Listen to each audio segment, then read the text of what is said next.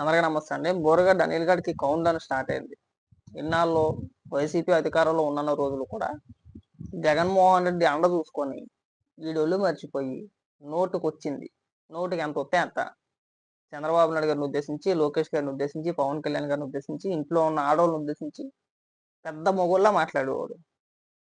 అధికారం కోల్పోయాడు జగన్మోహన్ రెడ్డి. కూటమి ప్రభుత్వం ఏర్పడింది. ఏర్పడిన రోజు నుండి ఈ రోజు వరకు ఆడ ఆంధ్రప్రదేశ్లో కనబడితే ఒట్టు.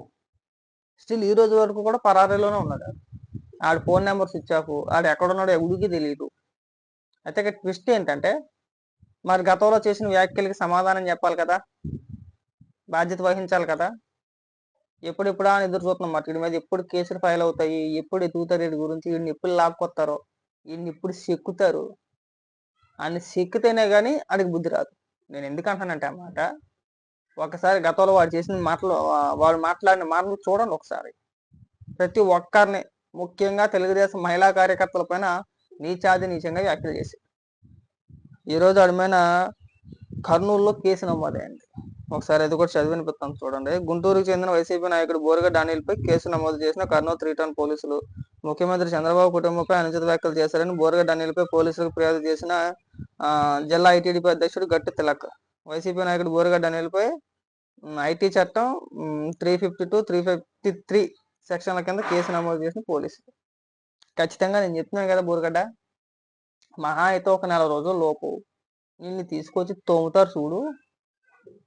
నిన్ను తోమిన తోముడికి మళ్ళీ ఫ్యూచర్లో, భవిష్యత్తులో నీలాగా ఎవడన్నా మాట్లాడాలంటే కనుక పోసుకుంటారు. బాబు వద్దురా బాబు, మనం ఎంతవరకు మాట్లాడాలో అంతవరకు మాట్లాడాలి. రాజకీయంగా ఎంతవరకు విమర్శించాలో అంతవరకే విమర్శించాలి. మనం ఎక్కువ విమర్శించకూడదు. ఎక్కువ విమర్శించామంటే గతంలో బోరగడ్డ అనిల్ గారిని చెక్కేశారు ఒక రౌండ్, అలాగే ఇప్పుడు మనం చెక్కేస్తారనే భయం నీలో ఖచ్చితంగా కలుగుతుంది. చూడు, నిన్ను చూసి గుర్తుకొచ్చింది అందరికీ కూడా. నేను సింపుల్గా అనుకుంటున్నావేమో, నా పైన ఇప్పటి వరకు కేసులు నమోదు అవ్వలేదులే, మనం బతికిపోయాము, మనల్ని ఎవడో అరెస్ట్ చేయుడు, ఇప్పుడు వచ్చి ఎక్కడ కూడా కేసులు నమోదు అవ్వలేదు అని అనుకుంటున్నావు. కానీ ఇక్కడ నుంచి 1 by 1 అన్నీ నమోదు అవుతాయి. పెద్దగా రాలిపోయావు కదా, ఇప్పుడు నేను పేలుతారు మాట.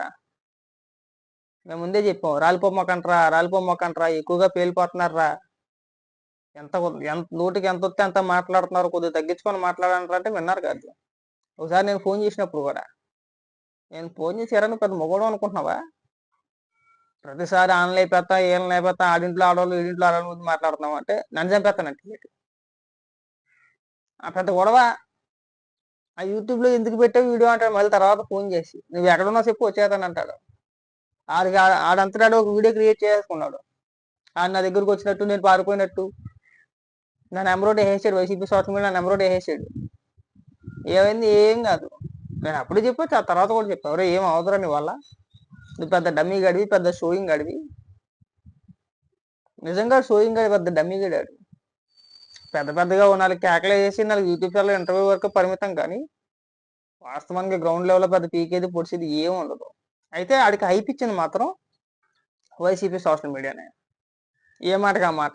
కొన్ని యూట్యూబ్ ఛానల్స్ ఉన్నాయి, కొన్ని కాంట్రవర్సీ క్రియేట్ చేసి చంద్రబాబు నాయుడు గారిని, లోకేష్ గారిని, పవన్ కళ్యాణ్ గారిని బూతులు తిట్టించి అవి వైరల్ చేసే విధంగా కొన్ని యూట్యూబ్ ఛానల్స్ కూడా ఇంటర్వ్యూలు తీసుకునేవారు. పెద్దదాకా వెళ్ళిపోయేవారు. అడిగితే పెద్ద సబ్జెక్ట్ ఉన్న వాళ్ళలాగా, అడిగితే పెద్ద అపర మేధావులాగా, అడిగితే పెద్ద సబ్జెక్ట్ ఉన్న వాళ్ళలాగా సుమన్ టీవీతో సహా పేరున్న యూట్యూబ్ ఛానల్ అందరూ అడి దగ్గరికి వెళ్ళిపోవడమే.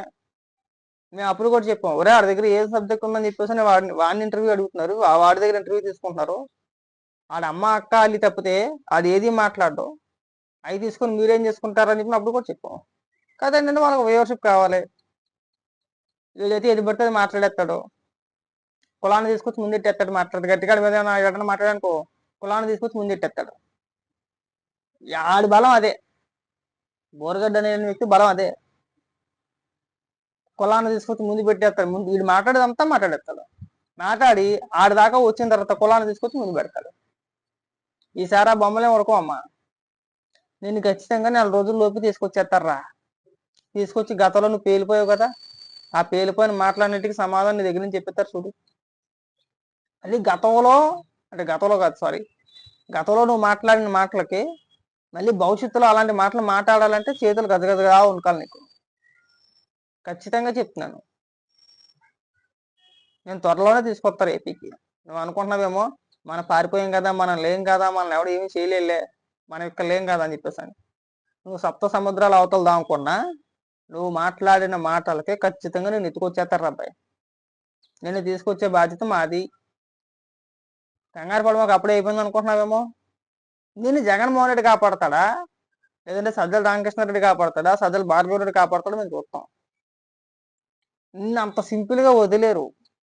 అంత సింపుల్ గా ఉంటుందని చెప్పేసి నువ్వు ఎక్స్పెక్ట్ చేయమాక. ఏ వందలో కేసు పెడతారు, అరెస్ట్ చేస్తారు, లోపల వేస్తారు అని చెప్పి అనుకోమాకు. నువ్వు చాలా పెద్ద పెద్ద మాటలు మాట్లాడు. ఆ మాటలన్నింటికి సమాధానం చెప్పిస్తాను చేత. ముందు చెక్కుతారు. సమాధానం చెప్పించే కంటే ముందు నేను శుభ్రంగా చెక్కుతారు. చెక్కిన తర్వాత సమాధానం చెప్పిస్తాను చేత. అది బాగా గుర్తుపెట్టుకొని ఇక్కడి నుంచి అయినా నేను ఎలాగే సిక్కెత్తా, డౌట్ లేదు. వచ్చిన తర్వాతే, అరెస్ట్ అయిన తర్వాత, వచ్చిన తర్వాత అయినా సరే అన్ని మూసుకుని రాజకీయాల గురించి మాట్లాడుకుంటా మన పని మనం చేసుకుంటే బ్రహ్మాండం ఉంటది. అధికారంలో ఉన్నని చెప్పి మాట్లాడడం గొప్పతనం కాదు. అధికారం ఉన్నా లేకపోయినా మాట్లాడాలి. మేము మాట్లాడలేదా? జగన్మోహన్ రెడ్డి అధికారంలో ఉన్నంతసేపు జగన్మోహన్ రెడ్డి చేసే పరిపాలనా విధానాల గురించి మేము మాట్లాడలేదా? మేము మాట్లాడితే మా మీద కూడా కేసులు పెట్టారు. మేము కాదని అట్లా నీ అంత వ్యక్తిగతంగా మాట్లాడాలా. ఇంట్లో ఆడవాళ్ళని తీసుకొచ్చో, లేదంటే జగన్మోహన్ రెడ్డిని బొత్తు తిట్టడం చేయలే. అలా చేస్తే ఎక్కడ ఉన్నా కానీ తీసుకొచ్చేస్తారు. రాజకీయ విమర్శలు చేయాలి. రాజకీయ విమర్శలు చేస్తే అధికారంలో ఉన్నా లేకపోయినా 4 రోజులు ఉండగలుగుతాం. లేదానికి ఇలాగే దేశాలను తిరగాల. ఫోన్లు స్విచ్ ఆఫ్ చేసుకొని దేశాలను తిరగాల. చూడు, ఇంటికి లేకుండా పోయావా? ఈ 5 ఏళ్ళు నీకు పని బొక్కే. ఏ వ్యాపారం చేయలేము. నీకు వచ్చే ఇన్కమ్ బొక్క, శుద్ధ బొక్క, ఏం ఉండదు. గాలికి తిరగాలి నువ్వు. ఇంటికి రాలేవు. నీ ఇంటికి వచ్చి గుంటూరులో ఉండగలవా? ఉండలేవు. ఎందుకు ఉండలేవు అంటే గతంలో నువ్వు చేసిన మాటలు, వ్యాఖ్యలు అవి ఎంతవరకు తీసుకొచ్చినా చూసావా? రాష్ట్రం కాదు, దేశం విడిచి వెళ్ళిపోయే స్థాయికి తీసుకొచ్చినాయి. నాకు తెలిసి నువ్వు దేశం విడిచి వెళ్ళిపోతావు అని చెప్పేసి నేనైతే అనుకోను. వెళ్ళే అవకాశం కూడా లేదు నీకు. హైదరాబాద్లోనో, ఏ బెంగళూరులోనో, ఏ సీరెడ్డి దగ్గర ఉండటం నాకు తెలిసి. సీరెడ్డి దగ్గర కూడా ఉండవాలి. అది రాను నిన్ను. నాకు తెలిసి హైదరాబాద్ కానీ, బెంగళూరు కానీ, చెన్నై కానీ, ఈ 3 దిక్కులు కానీ ఎక్కడో దిక్కు ఉంటాడు. హైదరాబాద్లో కూడా ఉండడు. హైదరాబాద్లో ఉన్నా కానీ చెక్కుతారు. కాబట్టి ఏంటంటే అబ్బాయి, నేను త్వరలో నువ్వు గతంలో ఏదైతే బీదర్ ప్లేట్స్ ఇవ్వ ఒకసారి నీ ఆఫీస్ తగలపెట్టేస్తే నాకు ప్రాణహాని ఉంది, నన్ను రక్షించండి అని చెప్పేసి అని మళ్ళీ నేను నా స్థాయికి తీసుకొచ్చేస్తారా? పెద్ద పెద్ద మాటలు ఆని తాడుకట్టు లాక్కు వచ్చేస్తాను. ఏకంగా కోటరెడ్డి శ్రీధర్రెడ్డి గారికి ఫోన్ చేసి కారు కట్టి ఇడ్చుకొచ్చేస్తాను. నేను అంత పెద్ద మొగడులే. కారు కట్టి ఇడ్చుకొచ్చేస్తాను. ఇటు ఒక ఎమ్మెల్యేని వాళ్ళని ఫోన్ ఇన్ఛార్జ్ చేసుకుని పారిపోడు పెరిగి సన్నాసి. కాబట్టి వాళ్ళ దగ్గర పెట్టుకుని ఉండరా ఎక్కడి నుంచి అయినా కానీ.